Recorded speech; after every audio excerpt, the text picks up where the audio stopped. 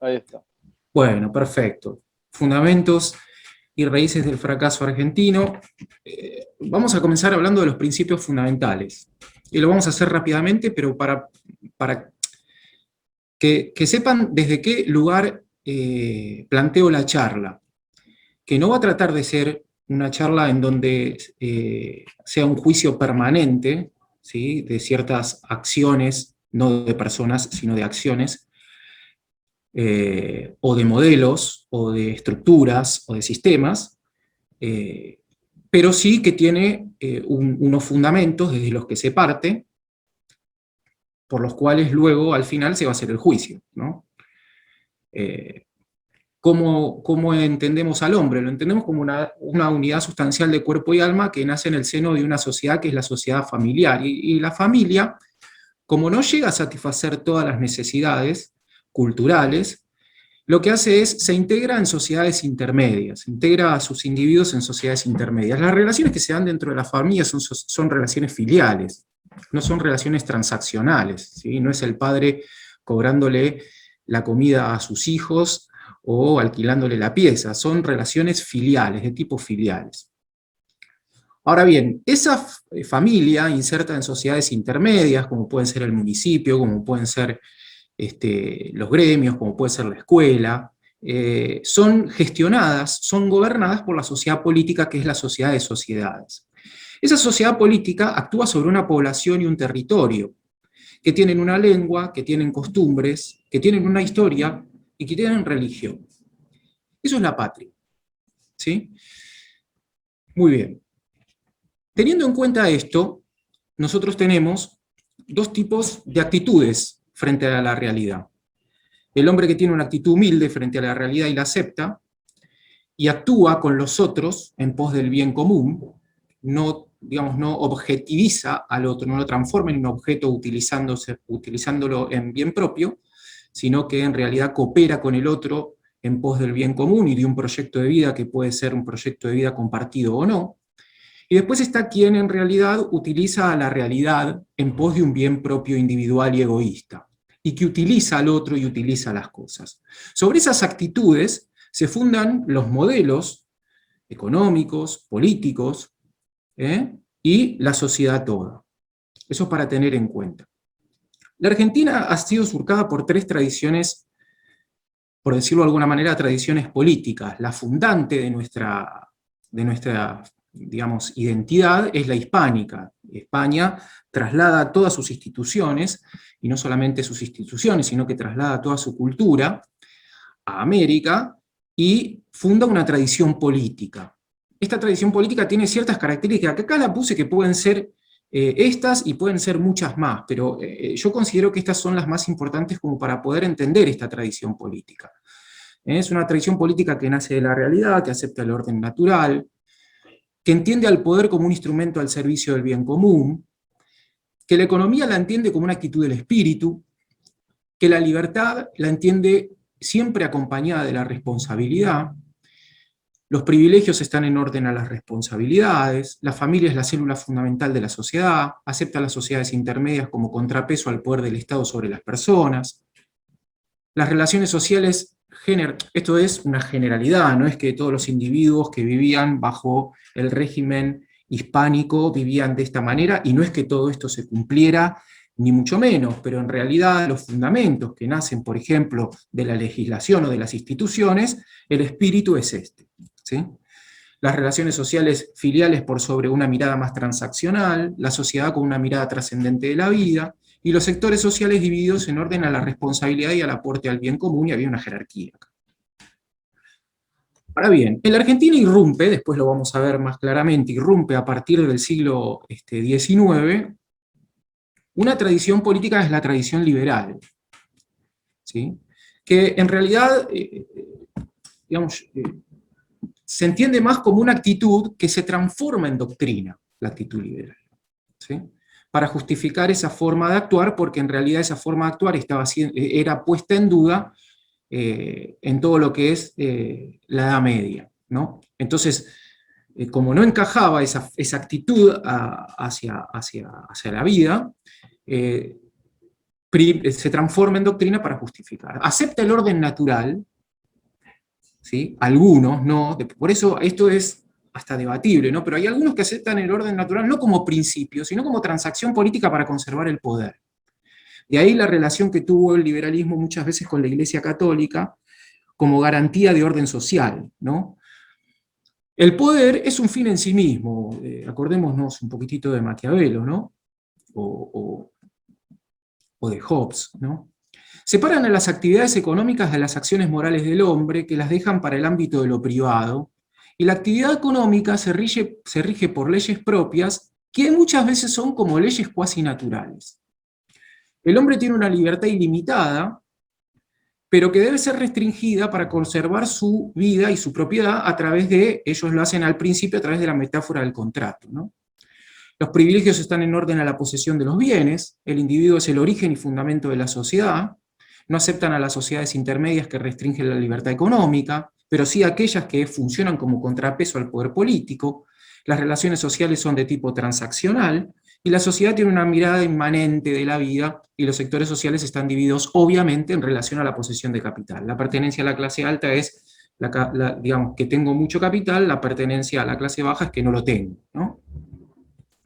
Y después irrumpe a partir del fines del siglo XIX, de manera incipiente, principio del siglo XX, pero sobre todo en la mitad del siglo XX en la Argentina, la tradición política marxista, que nace como una reacción a la propuesta liberal capitalista que rechaza el orden natural y toda trascendencia, es una propuesta política totalmente materialista, determinista, entiende al hombre como un conjunto de relaciones sociales, ¿sí? O sea, la identidad se construye a través de la relación con el otro y con las cosas, el poder está al servicio de la revolución, la estructura económica determina los aspectos de la vida, ¿sí? No existe la libertad, evidentemente, la familia es el enemigo, porque es el primer ámbito, acordémonos de Engels, es el primer ámbito de explotación burguesa, ¿sí? El opresor, digamos, el padre representa al opresor y la madre a la oprimida, rechaza las sociedades intermedias, obviamente, y busca la eliminación de las clases, ¿sí? Muy bien. Vamos un poquitito ahora a este derrotero histórico que nos va a llevar, ¿no? Hacia donde queremos ir. Para poder entender un poco esto y para poder entender este orden hispánico, que es el que traslada España y que es el surgimiento de nuestra identidad, tenemos que hablar de dos formas de entender el Estado, de dos familias reinantes diferentes, ¿sí? Ustedes saben que comienza a gobernar, cuando comienza a gobernar Carlos V en el Imperio Hispánico, es una nueva familia que gobierna España, que son los Habsburgo. Y ellos entendían al Estado como un Estado patrimonial. ¿Qué significa? Como un Estado padre. Y que tienen una política de Estado concreta y directa, que es la evangelización, por sobre todos los otros objetivos que tiene el Estado, ¿sí? Eso es, digamos, es evidente, ¿no? Y que en realidad todo está al servicio de, por ejemplo, a Felipe II, que es el hijo de Carlos V, cuando estaba en, digamos, las Filipinas se llaman Filipinas gracias no sé si gracias, pero por Felipe II, los asesores de Felipe II en las Filipinas, como estaba dando pérdida digamos, la acción española en las Filipinas, le dicen, mire, hay que irse de las Filipinas. Y Felipe II lo primero que le pregunta es si está evangelizada las Filipinas. Y los asesores le dicen, el consejo le dice, no está evangelizada, entonces no nos vamos a ir. Ahí están las prioridades, para que ustedes tengan en cuenta, ¿sí? Esto es un ejemplo para tener en cuenta, ¿no? Este estado patrimonial es un estado que consideraba a América un reino más. Por eso se llama el Reino de Indias, que primero fue una posesión del Reino de Castilla y que luego pasó a ser un reino más dentro del Imperio Español. Con sus particularidades, con su legislación, con sus instituciones, trasladadas desde España, etcétera, etcétera, pero era considerado un reino más. Y esto se los voy a decir por algo, y ya van a saber por qué. Cuando viene la casa de los Borbones, a partir del 1700, luego de la Guerra de Secesión, y que asume el gobierno en España, los Borbones vienen con una mentalidad más moderna del Estado-Nación. O sea, el Estado-Nación necesita la centralización del poder. ¿Para qué? Para que sus disposiciones y para las decisiones que toma el rey se ejecuten en todos los lugares donde está el imperio. O sea, es necesaria la burocracia, es necesario el funcionario, es necesario que se ejecute cada una de las decisiones que toma el rey. Y para eso hay que concentrar poder. Entonces esto genera una especie de rechazo a cierta libertad política que había durante los Habsburgo, donde en realidad las decisiones del rey se iban acomodando a las diferentes circunstancias, ya sea el virreinato de México, el virreinato del Perú y en los diferentes lugares. Acá hay una reacción, hay un cambio de mentalidad en cuanto a la forma de entender el Estado por parte de la corona española, que va a ser el germen, por un lado, de las reformas borbónicas y por otro lado va a ser el germen de lo que es la reacción americana cuando meten preso al rey. El hecho fundamental, el hecho desencadenante, es cuando meten preso al rey Fernando VII y cuando Napoleón invade España. Porque ahí la reacción en América es totalmente ecléctica. ¿Qué quiero decir ecléctica? No es uniforme. Es una reacción que, digamos, que por un lado está apoyada en la tradición hispánica de su, digamos, de su doctrina jurídica, que entiende que hay que conservar las posesiones hasta tanto el rey vuelva, esa es la posición conservadora, pero que en realidad quiere separarse del gobierno que había España en ese momento, por eso tiene una actitud autónoma, y está la posición liberal, que comparte la actitud autónoma que tiene el conservador, por eso la revolución va a ser una transacción política entre ambas, pero considera que en realidad hay que empezar a separarse, ¿sí?, del rey. ¿Cuándo esto se va a hacer efectivo? ¿Cuándo nuestra independencia se va a hacer efectiva? Cuando vuelve el rey y el sector conservador se dé cuenta que esa negociación va a estar frustrada por la misma cabeza del rey, que no quiere negociar y que quiere tratar a América de manera totalmente absolutista. Es ahí cuando en realidad la independencia se va a hacer efectiva en el territorio americano. ¿Sí? Y a partir de ese momento van a surgir las propuestas de nuevo ordenamiento político, porque dada la revolución, dada la independencia, es necesario ahora, ¿sí?, llevar adelante una serie de propuestas políticas, económicas, sociales, un orden a esta nueva nación que está surgiendo. Y nosotros vamos a tener estas dos grandes propuestas, ¿sí?, que en realidad no quiero, digamos, no vamos a generalizar, que tienen muchas particularidades cada una de ellas, pero va a surgir el federalismo y va a surgir el unitarismo. El federalismo va a ser una propuesta que va a echar raíces en el antiguo orden colonial hispánico, católico, con elementos de la modernidad, y el unitarismo va a ser una propuesta que va a estar fundada en las novedades aplicadas en Europa, surgidas a la luz de la Ilustración en el siglo XVIII.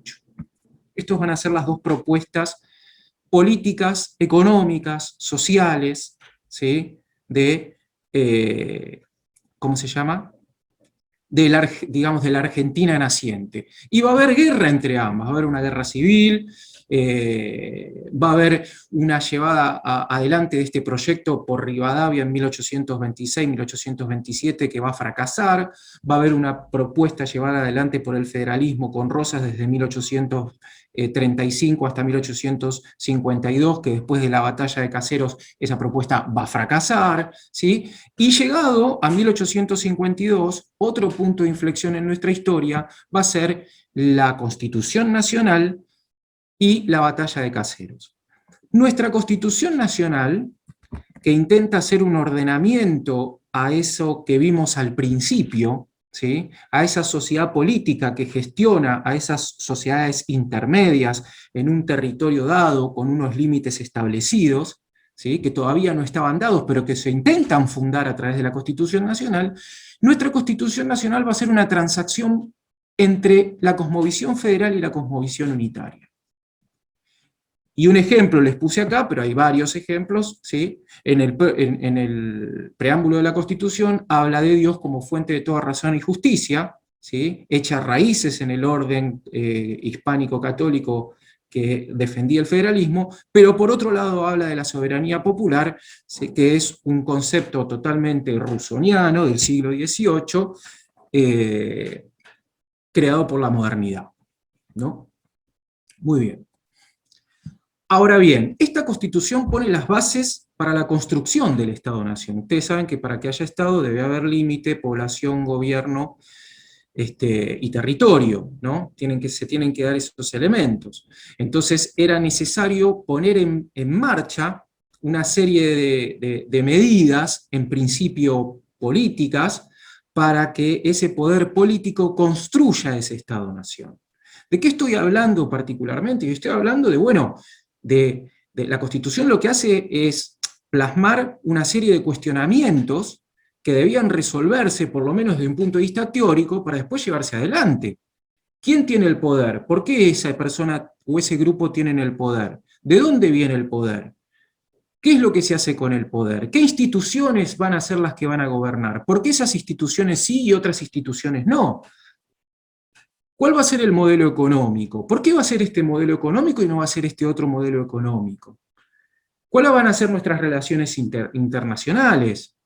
¿Sí? ¿Cuál va a ser nuestro proyecto educativo? ¿Cuáles van a ser los derechos y las obligaciones de los individuos? ¿Cuál va a ser la relación entre el individuo, la corporación y el Estado, por ejemplo? ¿No? Todas esas cuestiones que van a estar plasmadas en la Constitución, con sus luces, con sus sombras, pero Constitución al fin, es la que se va a empezar a poner en práctica con Mitre, con Sarmiento y Avellaneda. Por eso ese proceso histórico en la Argentina se llama el proceso de la construcción del Estado-Nación. Entonces, la Argentina va a asumir un sistema republicano, representativo y federal. Representativo es porque el pueblo no delibera ni gobierna, sino a través de sus representantes. Federal porque se va a asumir el sistema federal de autonomía de las provincias. Y republicano porque el poder va a estar dividido en el poder ejecutivo, el poder legislativo y el poder judicial, ¿no? Ahora, todo eso había que hacerlo, porque en la Constitución se declamaba que vamos a tener una república. Ahora, primero hay que crear esa república. ¿Qué significa crear esa república? Significa que hay que crear el poder ejecutivo, hay que decir cómo se elige al presidente, hay que crear el poder legislativo, hay que decidir si va a ser cameral o si va a ser una sola cámara o dos cámaras, etcétera, etcétera. Todo eso son decisiones que se tienen que poner a llevar adelante. Y esas decisiones necesitan plata. Por eso la pelea por la capital federal, o por lo que todavía no era la capital, sino por Buenos Aires, la ciudad de Buenos Aires. Porque la principal fuente de ingresos era el puerto. Quien manejara el puerto manejaba la caja. Quien manejara la caja podía poner y llevar adelante este proyecto constitucional. ¿Sí? Con la llegada de Roca al poder, si estoy siendo muy, muy sucinto, ¿sí? Con la llegada de Roca se consolida este Estado-Nación. Se definen los límites, hay una ley, territorial en donde se definen los límites, las provincias comienzan a definir los límites entre sí. Más adelante se hace un censo, bueno, con Sarmiento se hace un censo y más adelante también se hace un censo. O sea, el Estado comienza a consolidar su poder, le saca el poder a la Iglesia, se pelea con la Iglesia y le saca el poder a la Iglesia, ¿sí? De ahora en adelante va a controlar los nacimientos, los matrimonios, las defunciones, el Estado Nacional, va a empezar a controlar a la población, va a empezar a distribuir a la población a través de las decisiones políticas que toma, ¿eh? Y acá hay algo importante que surge en esta época, que es un modelo económico, que es el modelo agroexportador. Que ese modelo económico surge por la demanda internacional. No es una construcción pensada por la clase política, entendiendo las circunstancias internacionales a futuro, planteando escenarios y tomando decisiones sobre eso. No, es un modelo que surge a través de la venta de materia prima, ¿sí? En principio de ganado, a nuestro principal comprador, potencia económica en ese momento, que es Gran Bretaña, y que luego la política le pone las condiciones para que ese modelo siga adelante. Por ejemplo, ¿qué condiciones le pone? Incentiva la inmigración, aplica la Constitución Nacional, por ejemplo, en su artículo 14, los derechos individuales, libre tránsito, asociarse libremente en una empresa lícita, le garantiza a los privados que puedan llevar adelante esas empresas, ¿no? O sea, el poder político se sube sobre un modelo económico que se estaba dando de manera espontánea, por decirlo de alguna manera, ¿sí? Pero que no es una construcción de la clase dirigente habiendo pensado escenarios sobre futuro. Esto es muy importante tenerlo en cuenta, ¿sí? Ahora bien, ese modelo va a dar muy buenos resultados, buenos indicadores económicos. Pero esos indicadores económicos hay que tamizarlos. Yo ahora les voy a mostrar cuáles son esos indicadores económicos, ¿sí? Por ejemplo, la Argentina, ¿sí? Desde la mitad del siglo XIX hasta 1914, las exportaciones crecen a una tasa anual del 6%. En 1914 el valor de las exportaciones nuestras representaba 1/3 de las exportaciones de las 21 repúblicas latinoamericanas. ¿Sí? No solamente teníamos un producto, sino que en realidad teníamos, bueno, una canasta de productos, convengamos que en realidad teníamos un solo comprador, de esto ya vamos a hablar, ¿sí? Porque sobre todo acá uno de los grandes fracasos digamos, de la Argentina fue su clase dirigente, y cuando digo clase dirigente no solamente hablo de la clase política, sino que voy un paso más, pero ya voy a ir sobre eso. Éramos el principal exportador mundial de carne bovina y de maíz, el segundo exportador de lana después de Australia, importábamos manufacturas, ¿sí? Habíamos construido 31.859 kilómetros de vías férreas, teníamos el 16% de nuestro PBI en el sector industrial, superando a México y a Brasil, habíamos duplicado la población, etcétera. Una serie de indicadores que yo viéndolos así, digo, la Argentina era una Argentina próspera. Ahora, acá por eso digo que hay que tamizar. O sea, la construcción de las vías férreas, que después van a ser por un sector político, ¿sí?, intelectual cuestionadas, porque en realidad beneficiaban a unos intereses particulares, que eran intereses nacionales vinculados con los intereses británicos, ¿no? La exportación de carne solamente a un comprador, más del 90% de la colocación era en el mercado británico, se te cae el comprador, se te cae la economía, ¿no? Bueno, toda una serie de decisiones que a simple vista, la distribución, por ejemplo, a partir de digamos, la prosperidad argentina de 1930, hay un economista liberal que dice que solamente se benefició el 10% de la población. Entonces, cuando nosotros hacemos, y ahí sí, cuando nosotros hacemos un juicio sobre estos indicadores, es fundamental tener en cuenta el beneficio de la población en general, no el beneficio de un sector o de una parte de la población en particular. ¿Sí? Es muy importante tener en cuenta eso. No es que se están desmereciendo estos números, obviamente que son números muy alentadores, pero que estos números hay que tamizarlos con esta forma de entender digamos, el beneficio de los indicadores, porque si no, estamos siendo injustos, ¿no? Estamos siendo injustos. La Argentina tenía el PBI por cabeza más alto de América Latina, también. ¿Qué es lo que pasó? ¿Qué es lo que pasó? Cambió el escenario internacional y también hubo factores internos que perjudicaron esta bonanza económica, por decirlo de alguna manera, ¿sí? Aumentaron los precios de los productos primarios, pero el mercado internacional se transformó en inestable y se volcó hacia el proteccionismo durante y después de la Primera Guerra Mundial. La Guerra Mundial es el punto de inflexión. El orden financiero y económico que hegemonizaba Gran Bretaña pasa a manos de Estados Unidos. Y nosotros teníamos una economía complementaria con la economía británica, porque nosotros les vendíamos cosas que ellos no tenían y ellos nos vendían cosas que nosotros no teníamos. Ahora, la relación económica que nosotros tenemos con Estados Unidos es una relación competitiva. Nosotros no tenemos nada para darle a Estados Unidos, ¿sí? Estados Unidos tiene productos industriales para vendernos a nosotros. Nosotros no tenemos, porque ellos ya tienen, ¿sí?, el ganado y trigo, ¿no? Entonces la relación comienza a complejizarse en ese sentido, ¿no? Y aparte, nuestra gran, digamos, nuestro modelo económico, que es agroexportador, estaba anclado en el desplazamiento agrícola, en la economía digamos, en la agricultura extensiva, ganadería extensiva. Faltaba la aplicación de tecnología. Una vez que la incorporación de tierra se agota, producimos lo mismo. Y si nos siguen demandando más, o en realidad nosotros queremos salir a buscar nuevos mercados, tenemos que transformarnos en una economía intensiva. ¿Sí? Los fracasos del modelo se dan, hay varios. La dependencia económica respecto a las potencias industriales, es lo que les acabo de decir. Si nosotros colocamos el 90% de nuestra producción en un solo comprador, evidentemente ese comprador se cae, como de hecho pasó con el Pacto de Ottawa, que forma un mercado común con sus ex colonias Gran Bretaña, con tarifas preferenciales y nos deja fuera.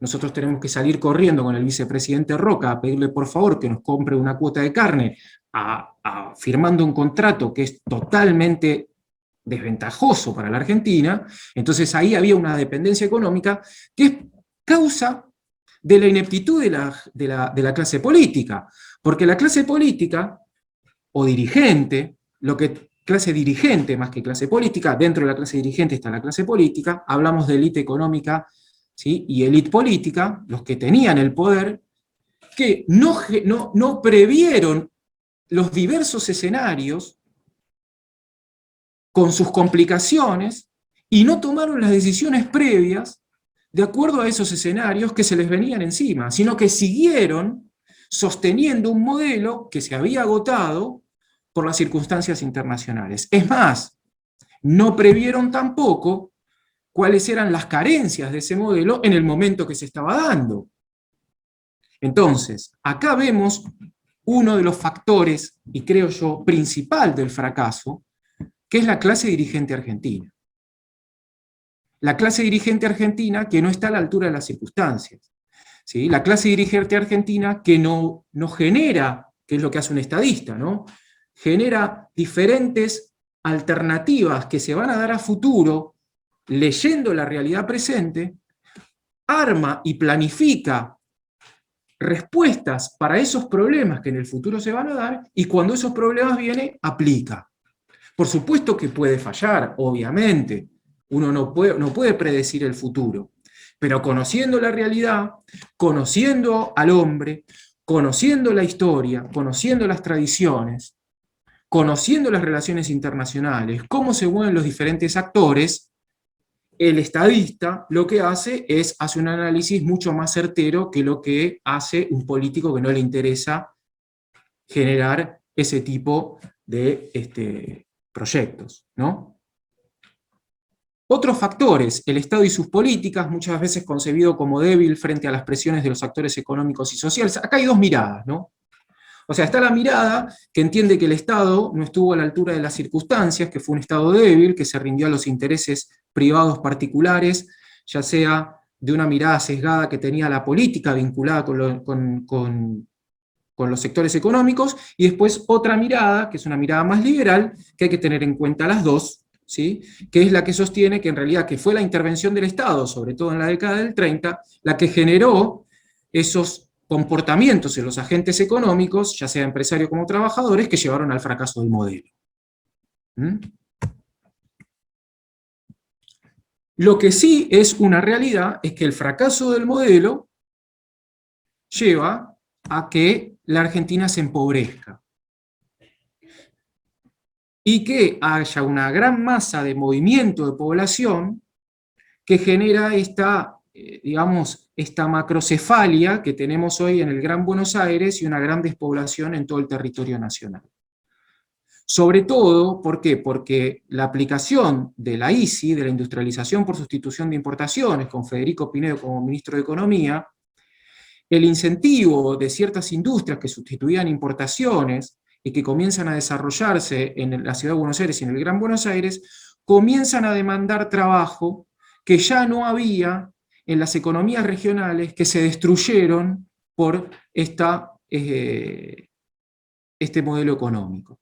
Entonces, se comienza a ampliar la población del Gran Buenos Aires, no absorbe el empleo que hay a la cantidad de población que viene y comienzan a surgir las villas miserias. Y ahí lo que comienza también es la emergencia, lo que se llama la emergencia social, la cuestión social, en donde no hay una respuesta por parte de la política para la falta de empleo, ya sea porque no pone las condiciones, ya sea porque no toma las decisiones correctas que tiene que tomar, y entonces ahí la sindicalización comienza a crecer. Y esto va a ser el caldo de cultivo, va a ser el origen de la irrupción del peronismo en la Argentina. ¿Sí? Que no me voy a meter con ese tema, ¿sí? Pero sí lo voy a nombrar como un proceso histórico, el del peronismo y el antiperonismo, que se da entre 1943 y 1982. ¿Sí? Y no me voy a meter sobre todo, ¿por qué? Porque yo lo entiendo que la autodefinición de alguien como peronista, antiperonista, por lo menos hoy, está más fundada en la vivencia, ya sea de familiares o de esa misma persona, sobre ese proceso, que es sobre un análisis profundo y certero que los historiadores hacemos luego de 100 años y que todavía no se puede hacer porque tenemos que tener una distancia sobre el proceso como para poder ser lo más objetivos posible, que no lo tenemos. ¿Sí? Pero que sí es un proceso que hay que tener en cuenta, obviamente, cuando uno hace política, ¿no? Ahora, en este proceso histórico, que es casi la mitad del siglo XX en la Argentina, es imprescindible para poder analizarlo, y esto se los tiro, ¿sí? Después si quieren lo charlamos, es imprescindible tener en cuenta cuál es el rol del Estado, ¿sí? Porque con el peronismo irrumpe una forma de entender el Estado de manera más corporativa, en donde el Estado lo que es organiza, ¿sí?, corporativamente a la sociedad, y ese Estado pasa a ser una especie de árbitro de esas corporaciones. De hecho, la sindicalización en la Argentina es impulsada por el Estado. ¿Sí? Acá yo les digo, acá yo les muestro, ¿sí? En 1936, 370.000 sindicalizados sobre 4 millones de trabajadores. ¿Mm? Ahora, yo acá no se los muestro, pero en 1946 hay 5 millones de sindicalizados, impulsados por el Estado, ¿no? Es imprescindible para este proceso histórico entender el contexto internacional, el contexto de la Guerra Fría, la pelea entre los monetaristas y los desarrollistas. Es imprescindible entender el rol que tienen las Fuerzas Armadas. Las Fuerzas Armadas gobernaron desde 1955 hasta 1982. Fueron el factor de poder en la Argentina. Se iban, venían, pero ellos decidían quién gobernaba y quién no. No estoy haciendo un juicio de valor. Solamente estoy haciendo una observación de una realidad concreta. Las Fuerzas Armadas son las que tenían el poder político en la Argentina entre 1955 y 1982. Vinculadas ya sea a élites económicas, vinculadas ya sea a la clase política, vinculadas ya sea también al sindicalismo, no es que no, ¿sí? Vinculada a la clase media, a lo que sea, a los diferentes actores sociales, pero el poder lo tenían las Fuerzas Armadas. La relación entre las diferencias y la irrupción de la guerrilla, el marxismo en la Argentina, a partir de 1959, con la llegada del castrismo a Cuba, es otro de las condiciones fundamentales a tener en cuenta en este proceso histórico. Y acá un hecho que es fundamental, para no solamente para la patria, sino para la reconstrucción de la patria, que es la Guerra de Malvinas. La Guerra de Malvinas es un punto de inflexión en nuestra historia. La Guerra de Malvinas demuestra al mundo que la Argentina es capaz de luchar contra cualquier adversario. ¿Sí? Más allá de los problemas, más allá de la política, más allá de las decisiones, digamos, estratégicas o no, de los errores que hubo o no, a grandes rasgos, la Guerra de Malvinas demuestra que el pueblo argentino es capaz de luchar contra cualquier adversario, y que es capaz hasta de poner en vilo a ese adversario. Y poner en vilo no solamente a ese adversario, sino poner en vilo a todo el orden internacional. Porque si la Argentina ganaba la guerra contra Gran Bretaña, contra la OTAN, contra Estados Unidos, el escenario internacional cambiaba radicalmente. Por eso la Argentina no podía ganar. Dicho, digamos, era imprescindible que no gane para ese modelo.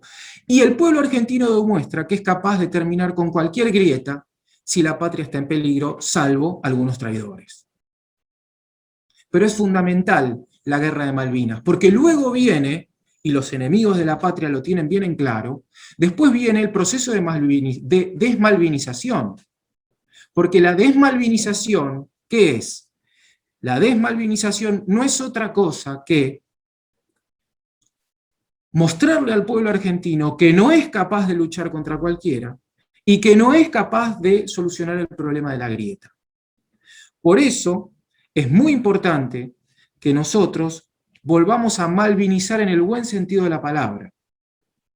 Malvinizar quiere decir que nosotros estamos en condiciones de luchar contra cualquiera. Enemigos externos, enemigos internos. Y que el pueblo argentino está en condiciones de terminar con esa grieta que tenemos, asusada por unos pocos. ¿Sí?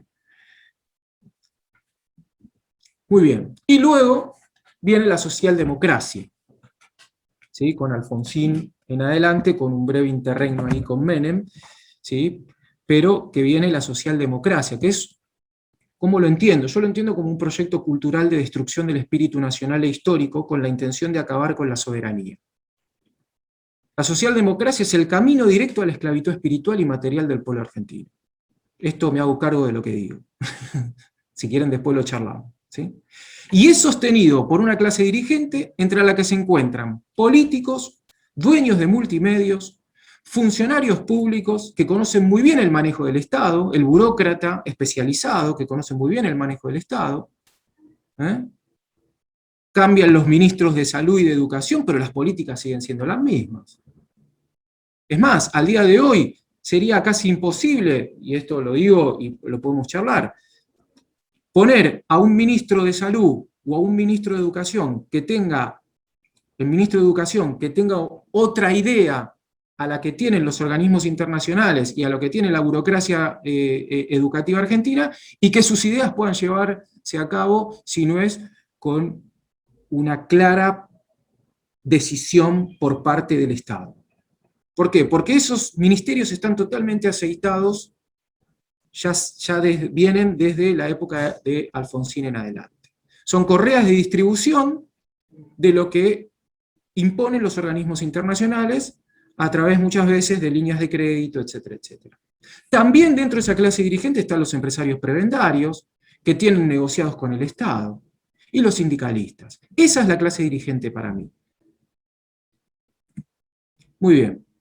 ¿Cuáles son las potencialidades? Porque nosotros hemos fracasado, pero que hemos fracasado no porque es muy difícil que la Argentina no solamente salga a flote, sino que es muy difícil que la Argentina sea un país que tenga una presencia importante a nivel internacional o por lo menos a nivel regional. Sino que es, como ya dije, y creo que me parece que es el hilo conductor de todos estos fracasos, de la clase dirigente.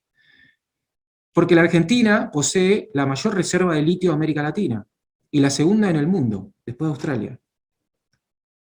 El acuífero guaraní del cual formamos parte es la reserva de agua dulce más grande del planeta, cuando nos dicen que se viene la guerra por el agua. Los glaciares de nuestro país almacenan la segunda reserva de agua dulce de Latinoamérica.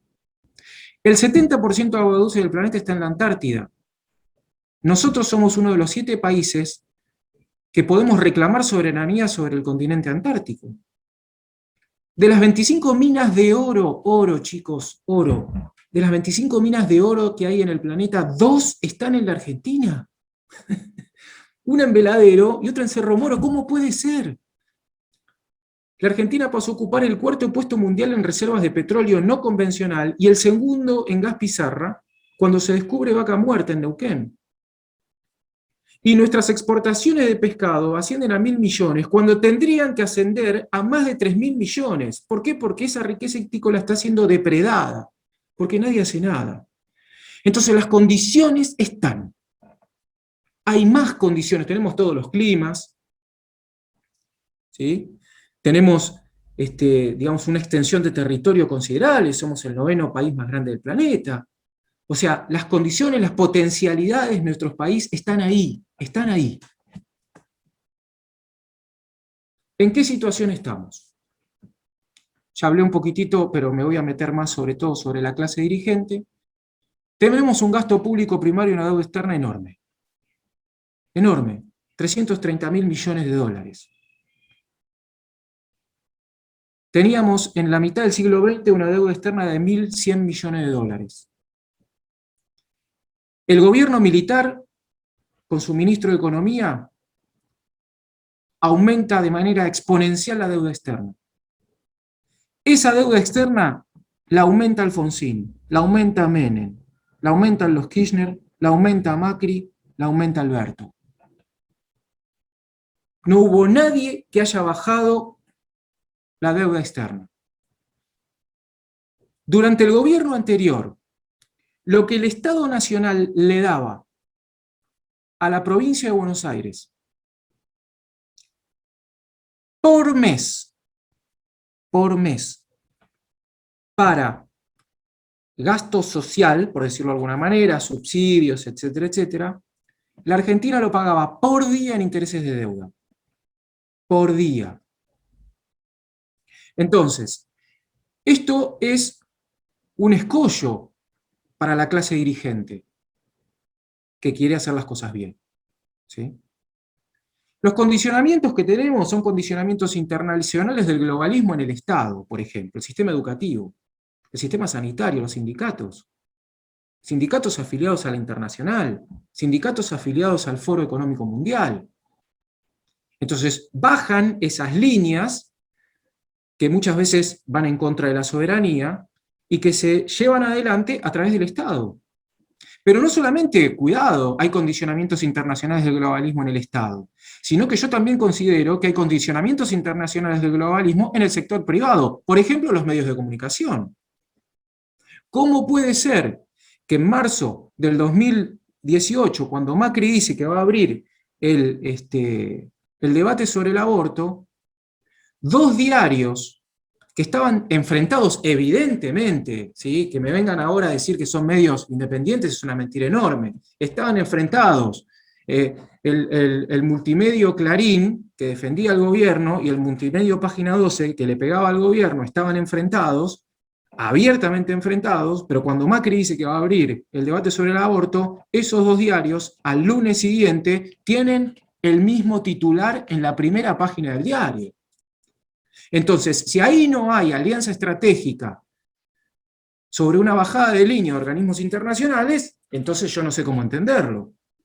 Los medios de comunicación, muchas veces, no digo todos, por supuesto, no quiero generalizar absolutamente nada, ¿sí? Son un condicionamiento internacional de globalismo, y que son el sector privado, porque son sociedades anónimas, ¿sí?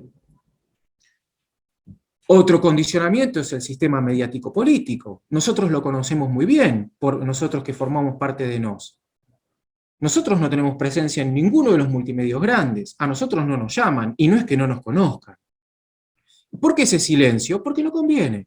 Porque el discurso no conviene. Entonces, ¿dónde está la representación política ahí?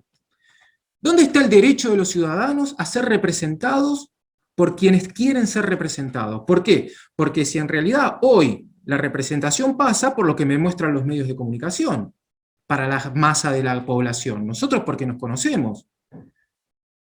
Pero es evidente que digamos, la representación política hoy está totalmente mediatizada. ¿Quiénes son los candidatos? Los candidatos son los que me muestran los medios de comunicación. Si el medio de comunicación no me muestra, no hay candidato. Antes, la representación venía por los partidos políticos. Era canalizada a través del partido político. El partido político me elegía como candidato y yo me presentaba. Y la población me votaba porque estaba más alineada con este proyecto político, más alineada con este proyecto político. Eso hoy, chicos, se acabó.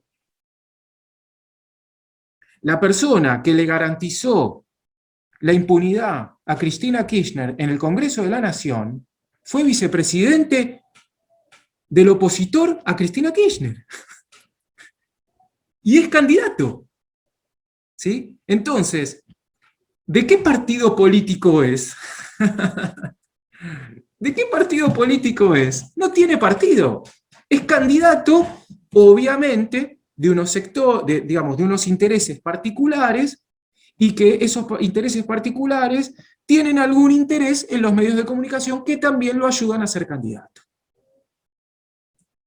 El régimen prebendario es otra de la situación actual. Empresas que contrata el Estado que no están en condiciones de llevar adelante lo que tienen que llevar a precios irrisorios. Y los planes sociales, como de manera extraordinaria dice Juan, que es un discurso clave, decir que quien tiene un plan social está rehén del Estado. Es rehén del Estado.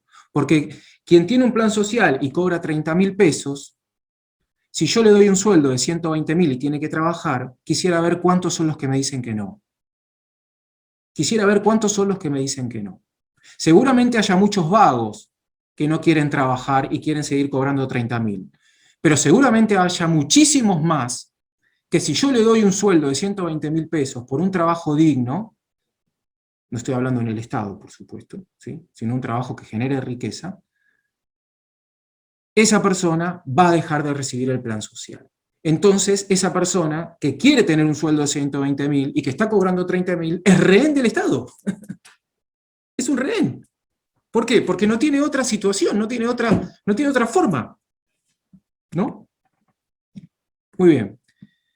Para ir terminando y para charlar un poquitito con ustedes, ¿sí?, acá hay una clase dirigente que es la que considero que tiene el poder, y que el poder no pasa solamente por la política, y que el poder no pasa solamente por todos los políticos, sino que hay una clase política que tiene, digamos, hay ciertos políticos que tienen poder, y hay otros políticos que no tienen poder, que están detrás de esos políticos. Hay un sector económico de empresarios prebendarios en relación con el Estado que tienen poder, y hay una gran masa de empresarios que no tienen poder. Hay sectores económicos donde hay actores dentro de esos sectores que tienen poder por su vinculación con el sector político, con el sector mediático, que tienen poder, y otros que no. ¿Sí? Puedo pertenecer a la Federación Agraria o a la sociedad rural y puedo tener poder por mi vinculación. Ahora, puedo pertenecer a la sociedad rural y puedo pertenecer a la Federación Agraria y no tener poder, porque no tengo la vinculación con la clase dirigente. Esto es para que nosotros empecemos a analizar muy bien los escenarios a través de estas categorías, porque si no, nosotros lo que hacemos es, o lo que hacen muchos, es salir a putear al político. El político es un emergente. Es un emergente, o sea, el político es el que representa, ¿sí?, por supuesto, pero no es el que tiene el poder para tomar todas las decisiones. ¿Sí? Porque yo no me imagino a el presidente de la nación sentado con una empresa importante tomando una decisión que le haga estallar el país. ¿Sí? Entonces, hay transacciones políticas porque hay gente que tiene poder. Sindicalistas que tienen poder y otros que no lo tienen. ¿Sí? Multimedios que tienen mucho poder y otros multimedios que no lo tienen. ¿Sí? Es muy importante que hagamos estas distinciones, ¿sí?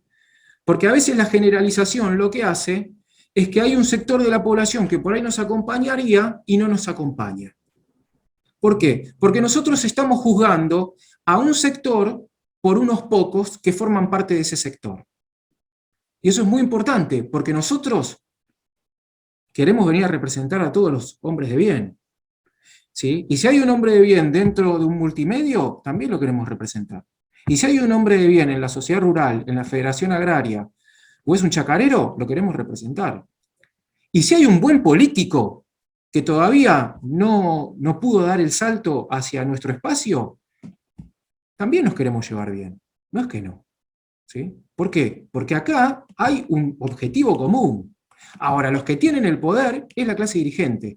Y lo que en realidad a uno lo pone muy nervioso es ver a los jóvenes queriendo irse del país con todo el fundamento, lo entiendo totalmente, no podemos juzgar esas decisiones, ¿sí?, queriendo irse del país porque hay 30, 40, 50 tipos con poder que tienen a la Argentina postrada y que no reactivan lo que tienen que hacer. Si nosotros pudiéramos sacarnos de encima, en el buen sentido, y si es necesario, guardarlos para siempre, por los traidores a la patria que han sido estos 40 o 50 tipos, y ponemos en esos puestos de poder a 40, 50 personas idóneas, amantes de la patria, con perspectiva de futuro, en 5 años, una persona que cursó una carrera universitaria, en 5 años sale, tiene el empleo que quiere, tiene un crédito para poder comprarse una vivienda,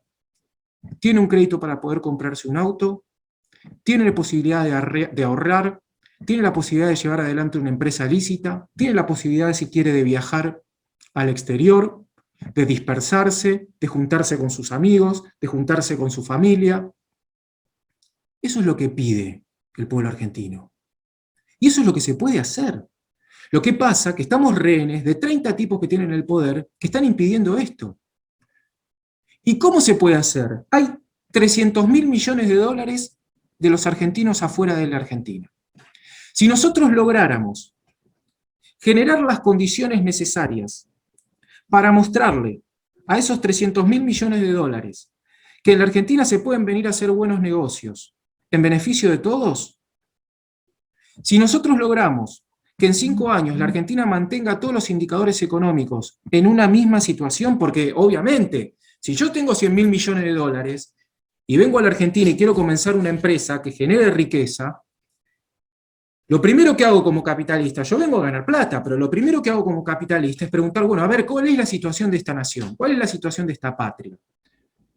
Entonces, yo en enero quiero invertir 100 millones de dólares. Entonces, para invertir 100 millones de dólares me tengo que fijar, a ver, yo voy a empezar a desarrollar un producto que tengo que traer insumos del exterior. ¿Qué necesito? Saber el precio del dólar. ¿Cuánto es el precio del dólar? Tanto.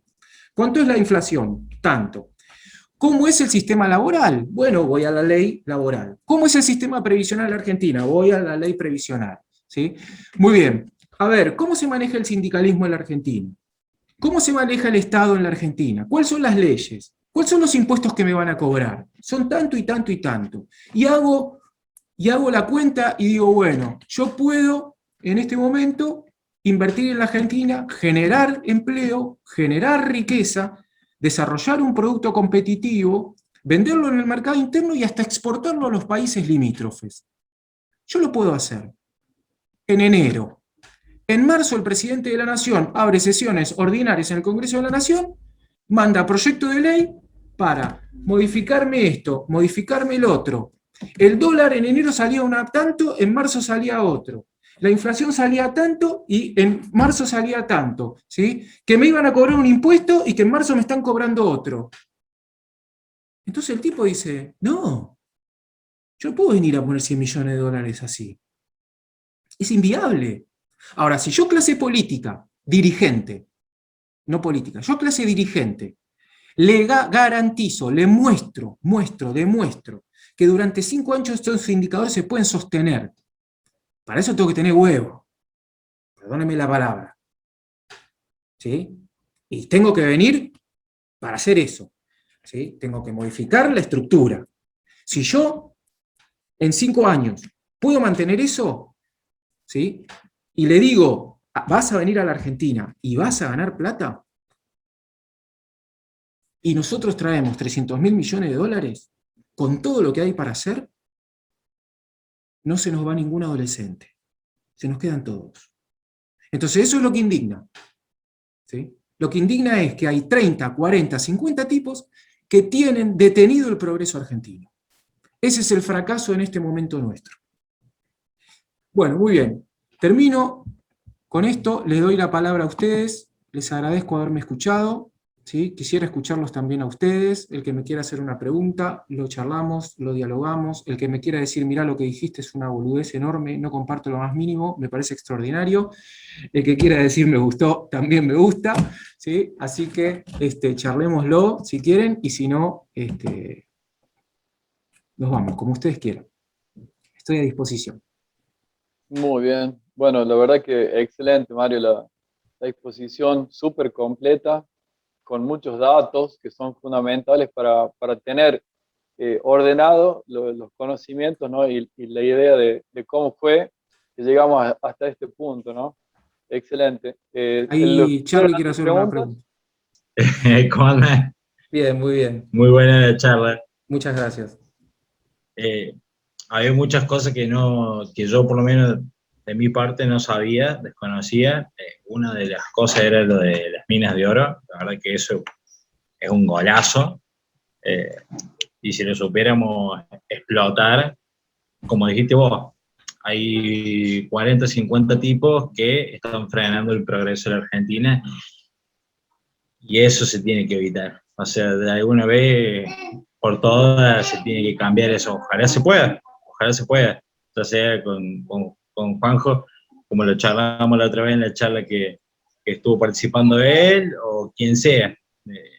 Yo creo que a esta altura no importa quién haga el cambio, sino que se pueda hacer, y como dijiste vos, que los chicos dejen de irse acá. Porque yo tengo 28 años y ya no, a esta altura de mi vida, que tengo familia, ya no es que no quiera irme, sino que no puedo ir en mi situación económica.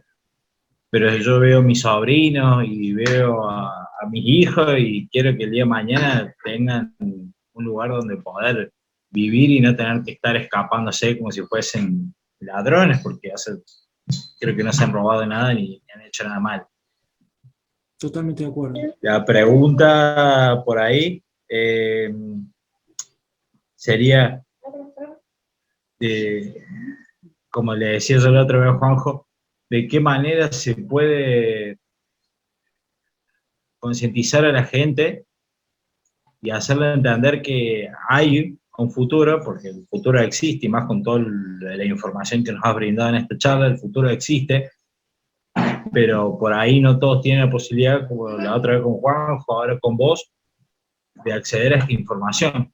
O sea, si la charla que hoy estamos teniendo con vos se pudiera hacer viral y tuviera, no sé, millones y millones de vistas, capaz que llegaría a cierta gente que por ahí no tiene ni idea de lo que ha pasado y de lo que está sucediendo y de todas las herramientas que hay. Entonces por ahí es eso, es como yo de mi lugar, en mi caso, cómo puedo llegar a hacer para hacerle llegar toda esta información y para hacerle saber a las demás personas que hay un cambio, que existe y que se puede hacer realidad. Porque por ahí el que te escuchó y dice, este vago sabe un bocho, sí, pero es imposible. El argentino por ahí es así, ¿viste?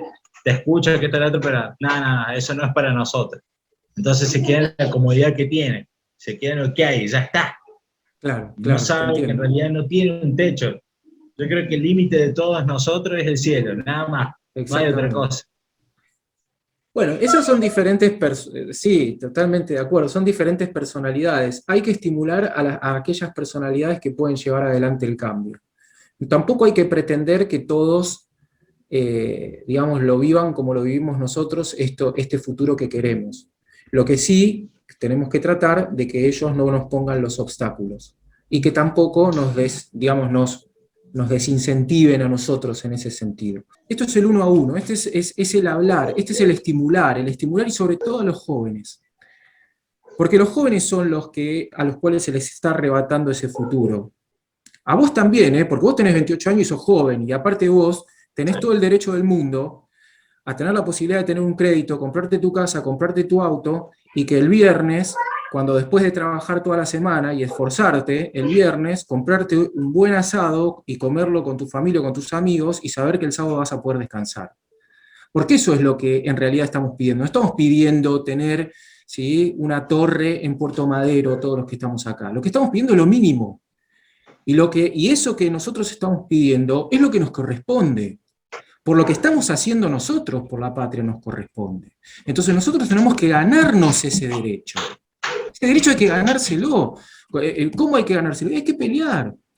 Y primero hay que identificar cuál es el enemigo. El enemigo, hablando, digamos así, de manera, digamos, marcial, pero no el adversario, el que sea, ¿no? Pero tenemos que tener en claro que nosotros vamos por eso, y que eso, una de las cosas muy importantes, eso se puede hacer. Porque el gran problema hoy que yo veo en la sociedad argentina es que el fracaso los ha llevado a una tristeza tal, sobre el futuro que no se mueven, porque no ven la posibilidad de que esto puede suceder. Así como vos ves la posibilidad de que puede suceder algo cuando vos sabés que lo haces, la sociedad argentina ve que no está la posibilidad de hacerlo. Entonces, ¿qué hace? Como decís vos, bajó los brazos, esto no se puede. Bueno, el sentimiento de patria, el sentimiento de amor a la patria, de conocer, porque hay que conocer la historia, pero hay que conocer las grandezas de la historia, porque si vos conocés todo lo malo de la historia, y vos te enseñan todo lo malo de la historia, una de las cosas que pasa cuando te enseñan todo lo malo es que vos te querés salir de eso. Es como tu familia. Si a vos te enseñan que tu padre era una porquería, que tu madre y tu abuelo era una porquería, que esto era una porquería, tu identidad no está anclada en nada. Es que está anclada. Entonces, ¿qué? Vas a ir por ahí comprando cualquier otro proyecto, pero si vos conocés que hubo tipos, que hubo procesos, que hubo gente, que tuvo huevo, que actuó diferente a los que están actuando ahora, si vos conocés lo que hicieron de manera excepcional, eso te va a motivar a querer cambiar el futuro. Y eso es lo que tenemos que hacer nosotros. Pero es una cosa personal de cada uno, porque lamentablemente por ahora no tenemos los recursos. Pero Juan va a ganar la elección en la provincia de Buenos Aires. Eso va a ser un golpe. Vamos a hacer tercera fuerza en la provincia de Buenos Aires. Y eso va a ser un golpe para todos. Para todos va a ser un golpe, y para nosotros, sobre todo, un golpe que nos va a despertar más aún de lo que estamos despiertos. Perdón que me fervorizo, pero bueno. Excelente. Muchas gracias. Ahí Charlie quería hacer una pregunta. A ver, Charlie. ¿Cómo te parece que se puede hacer más hincapié en entender que capaz hoy la situación económica mundial no es como esos modelos del pasado, sino que, bueno, estamos en una situación totalmente distinta, ¿no? Y que implica que esta nueva dirigencia entienda que el mundo económico hoy está en otros parámetros totalmente distintos. Y un poco hacer esa dicotomía de, bueno, libre comercio o proteccionismo, sino que hoy hay, bueno, muchos mercados desarrollados, muy distintos, y que los países hoy, digamos, requieren que entiendan esa relación económica como se juega hoy en día, ¿no? Y que sí implica que tengan una institucionalidad muy fuerte. O sea, eso es un ejemplo de un curso una vez que hice. Hay países que tienen ceros impuestos, tipo africanos, pero bueno, te jugás el riesgo de estar en un país africano que venga el dictador de turno y te arrase. Y otros países que capaz tengan mucha institucionalidad y sin embargo no tengas ninguna libertad para emprender, digamos. Entonces, entender que el mundo es mucho más complejo y que capaz los modelos del pasado no es como, bueno, volver a eso capaz, sino entender que de ahí venimos y que sacarlo mejor, me parece. Porque a veces se entiende como que el mensaje que se da es como, bueno, volvamos a una epopeya del pasado, y que hoy el mundo es mucho más complejo, ¿no? No hay que volver a ninguna epopeya del pasado. El pasado pasó. El pasado pasó. Por eso nuestra alternativa tiene que ser una alternativa innovadora, superadora. O sea, hablar de proteccionismo, o como decías vos, de libre cambio, o sea, si yo vengo, ahora hablo, por eso a mí muchas veces, y en esto estoy 100% de acuerdo con vos, Charlie, muchas veces las etiquetas nos separan. Nos separan, las etiquetas nos separan. ¿Qué quiero decir con esto? Este es de izquierda, este es de derecha, este es peronista, este es antiperonista. Ahora, primero, yo lo que tengo que ver es qué es lo que esa persona entiende por lo cual se está definiendo. Me parece muy importante. No, este es un liberal. Bueno, ¿y qué es liberal para él? No, para él liberal es bajar los impuestos. Bueno, yo no quiero que me cobren más impuestos. Eso es obvio. Ahora, lo que sí, en relación a lo que vos decís, me parece fundamental que para lograr eso, que es lo que tiene que hacer la Argentina, ¿sí? La Argentina se tiene que insertar en ese mundo nuevo que hay, sea bueno, sea malo, lo que sea, hay que insertarse en ese mundo, porque es imprescindible hacerlo. Lo más importante es no solamente saber cómo lo vas a hacer, sino tener soberanía para hacerlo. Es muy importante tener soberanía, Charlie, porque si no, las decisiones que termina tomando la clase dirigente terminan perjudicándonos a nosotros.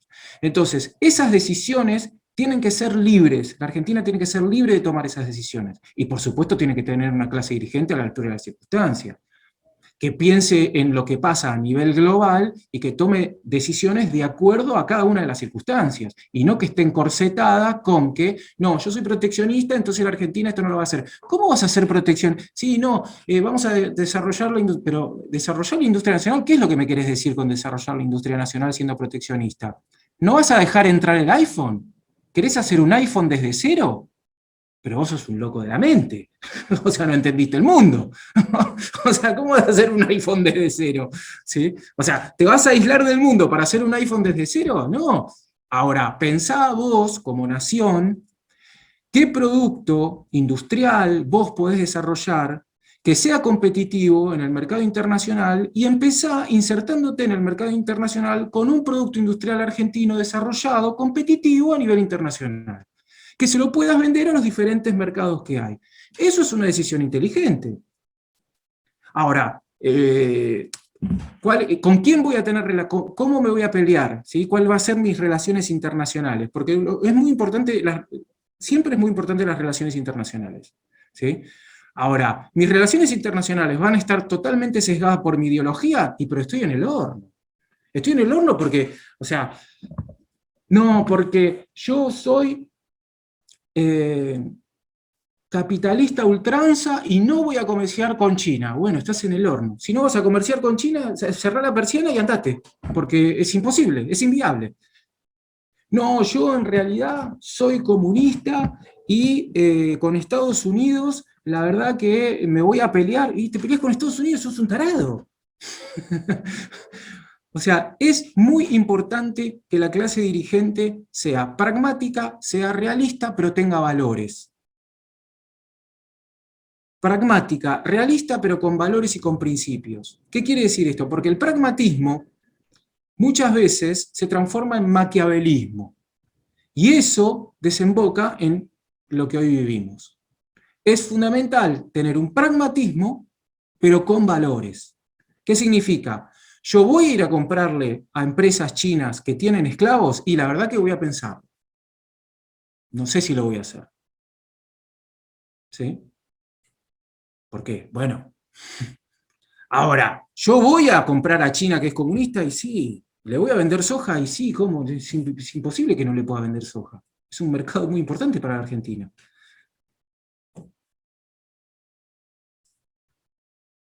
Bueno, ahí quería que Ailén quería decir algo, Leandro.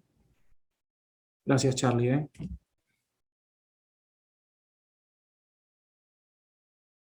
Esperá que querían preguntar a Ailén y Leandro, sí.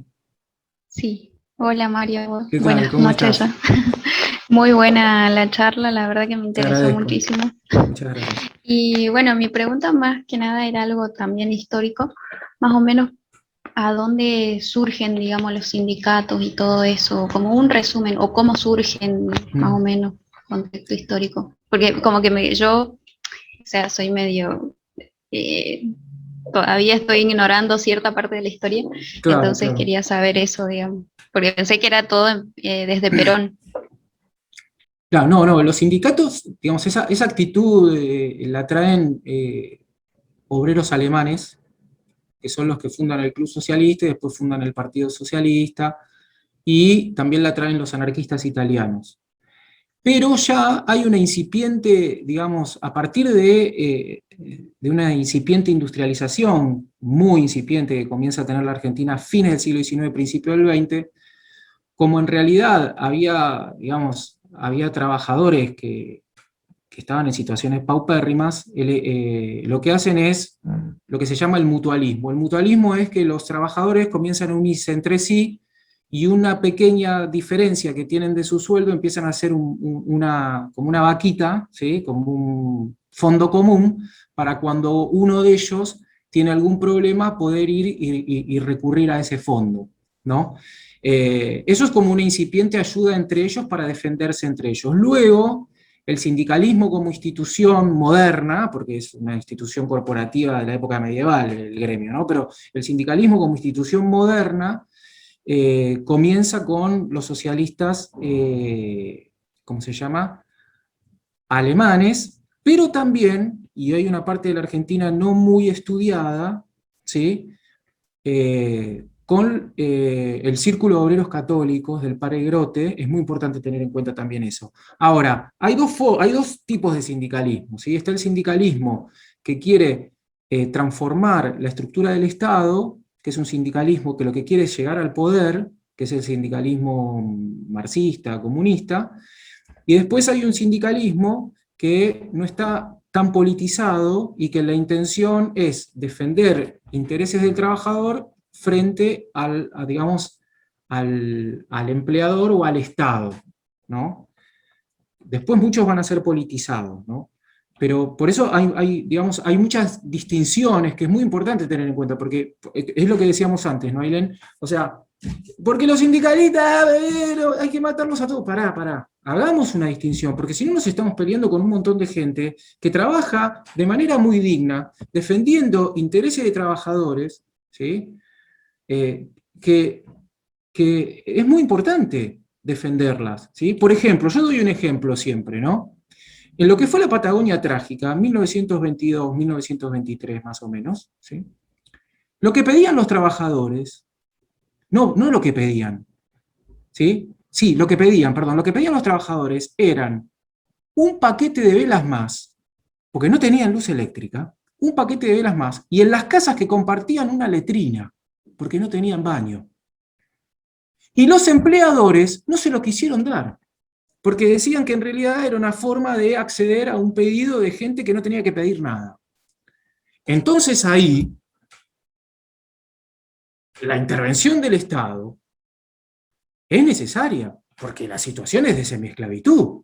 Y ahí, si hubiese habido una representación por parte de esas personas que estaban sufriendo, no hubiesen llegado a una circunstancia como esa, ¿sí? Diferente es un sindicalismo en donde el dueño, sí, fue un gafe, ¿sí? El secretario general del sindicato, entongado con el Estado, termina perjudicando a todos los trabajadores. O en donde el sindicato termina perjudicando a la economía. Pero esas distinciones es fundamental que nosotros las hagamos. Porque la institución sindical es muy importante dentro del esquema en el que estamos. Tiene que existir, no puede no existir. No puede no existir, porque si no existe, el Estado se lleva por delante todo. El problema es cuando el Estado es el que acapara el sindicalismo, y el sindicalismo no es un sindicalismo independiente, y lógico, y de defensa de sus instituciones. Pero es muy importante tener en cuenta esas distinciones, me parece. Te agradezco la pregunta. Ahí Leandro quería hacer una pregunta, ¿no?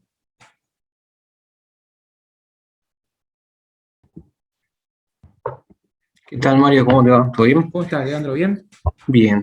Un poco la pregunta a raíz de, bueno, del acertado diagnóstico que hiciste sobre la socialdemocracia que se instauró del 83 para acá, que básicamente lo que hace es destruye la soberanía y de la mano de una casta política que obedece a intereses extranjeros.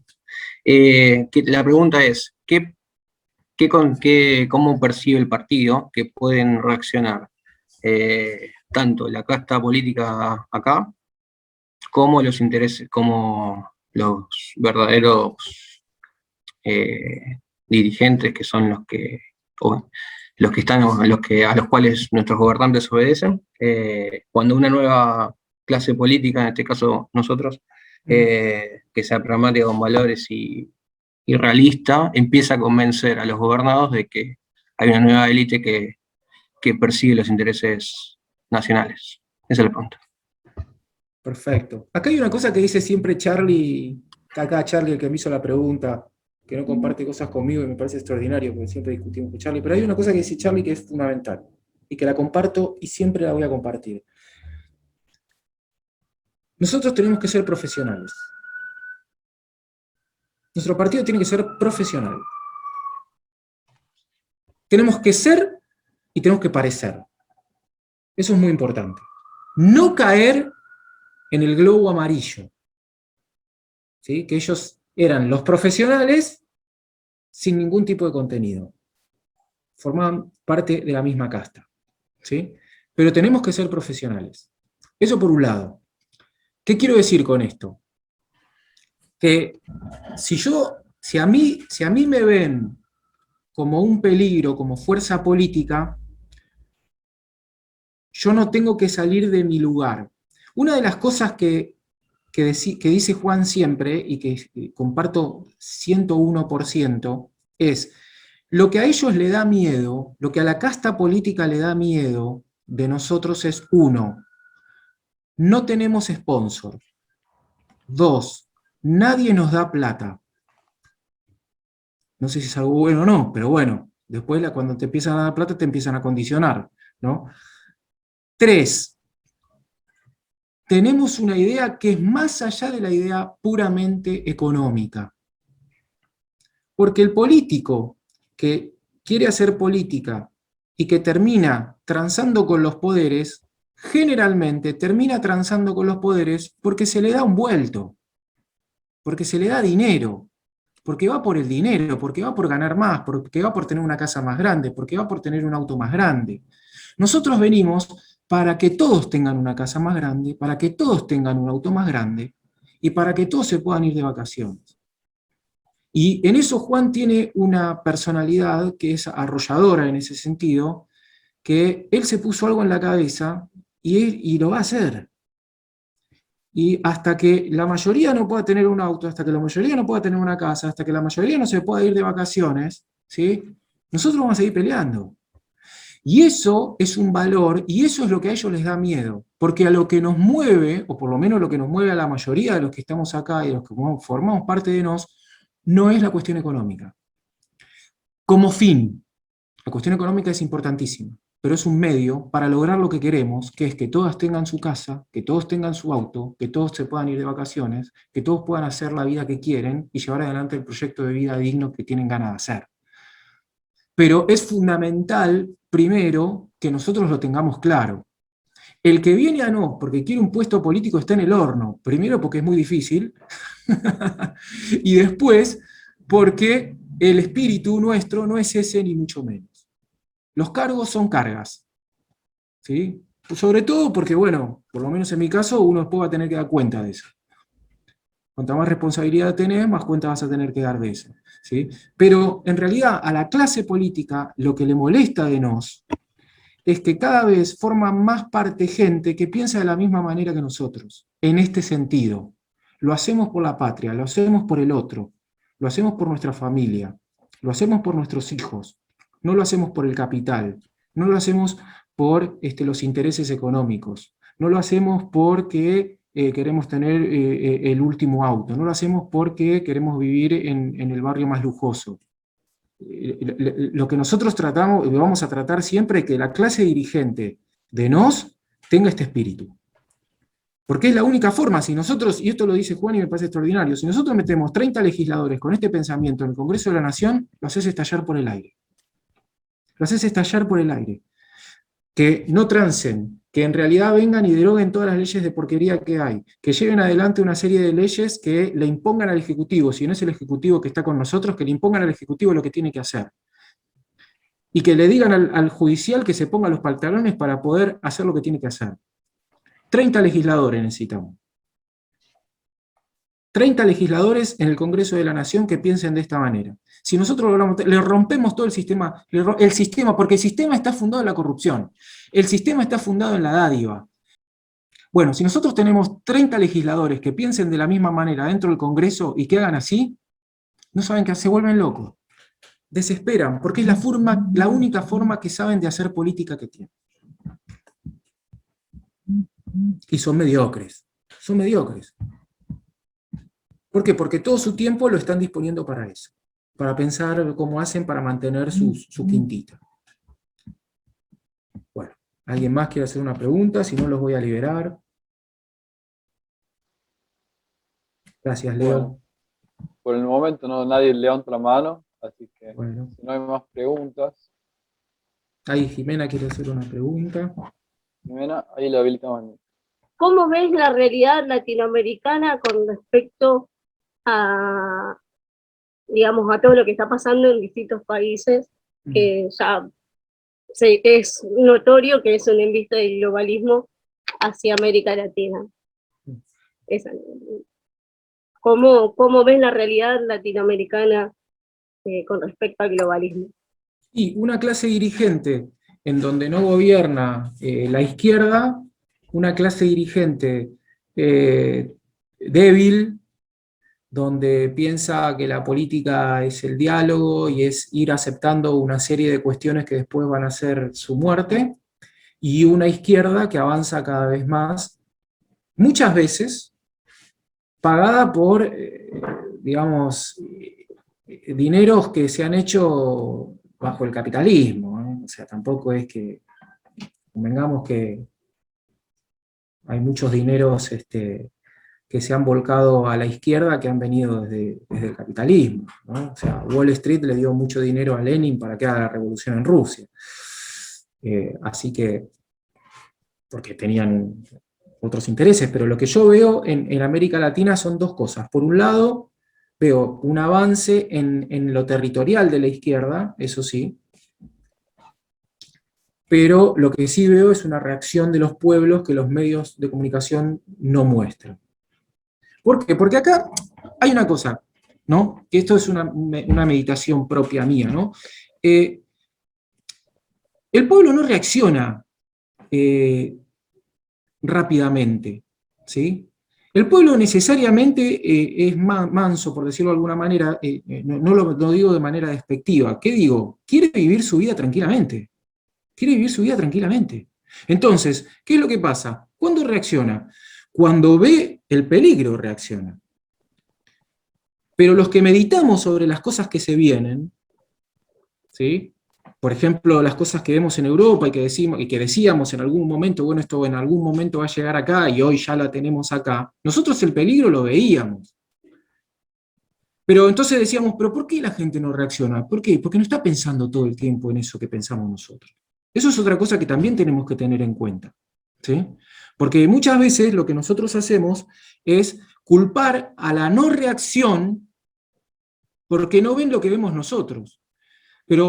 Y muchas veces salimos con la espada a hablar de ciertos temas de los cuales la gente no tiene ni idea. El tipo que se levanta a las 5 de la mañana en la provincia de Buenos Aires, se toma el tren y va a la ciudad de Buenos Aires a trabajar 10 horas y volver a su casa, si yo le hablo de George Soros, no tiene la más pálida idea. Y yo no puedo juzgarlo porque no lo conozca a Soros. Ni tampoco puedo juzgar porque no sepa lo que es la ideología de género. Lo que sí, nosotros tenemos que saber que esa persona, frente a la perversión de su hijo, va a reaccionar. Y que esa persona, frente al avasallamiento de sus libertades, en algún momento va a reaccionar. Entonces, si esto sigue avanzando y la población, esto pasa en Europa, o sea, ¿por qué gana Vox? ¿Por qué ganan los diferentes partidos que representan porque son partidos que representan al pueblo, al sentido común? ¿Por qué ganan? Y porque en Europa estas cosas están tan avanzadas que el tipo que se levanta a las 5 de la mañana y se toma el tren, ya lo ve como un peligro. El tipo ese sí ya lo ve como un peligro. Nosotros no lo vemos tanto como un peligro. Sí, los que vivimos en las ciudades, grandes ciudades, sobre todo en la ciudad de Buenos Aires, ¿sí? Que lo que me pasa muchas veces es que los jóvenes que vienen de las provincias a la ciudad de Buenos Aires se espantan por cómo, digamos, por lo progre que es la ciudad, ¿sí? Y entonces ahí sí se ponen a trabajar, porque dicen, ya lo tengo encima eso. Ahora, vivía en su provincia no era tan así. Por ahí lo veía en las redes sociales, insultaba, hacía esto, hacía el otro, etcétera, etcétera. Pero cuando salía con amigos a tomarse una birra, no era tan grave la situación. Ahora, cuando la vive, sí, y reacciona. Por eso esto es un proceso. Y por eso nosotros estamos de manera incipiente en este proceso. Y nosotros estamos armando la estructura para canalizar esa reacción. Eso es lo que nosotros estamos haciendo. Cuando el pueblo reaccione, porque se le quieren pervertir a los hijos, cuando el pueblo reaccione porque en realidad ya la estructura económica va a estar de manera destruida, cuando el pueblo reaccione porque las pymes van a estar destruidas, ¿sí? Ahí nosotros vamos a representar a ese sector, porque ese es el sector del sentido común. Para eso nosotros nos estamos preparando, por eso nosotros estamos en una etapa incipiente. No creamos que ahora nosotros vamos a ser la fuerza política que va a sacar a la Argentina. Nosotros nos estamos preparando para recibir ese aluvión. Tengámoslo en claro eso. Es el aluvión de la reacción frente al globalismo que ha desembarcado la Argentina. Y nosotros vamos a plantear la defensa de la soberanía. Y nosotros vamos a plantear de manera profesional cómo vamos a solucionar esos problemas. Pero para eso nos tenemos que formar. Bueno, muchas gracias. Creo que ya estamos. Gracias a vos.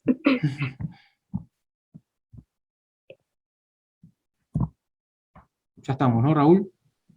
Sí, creería que sí, estamos, no hay más preguntas por lo visto.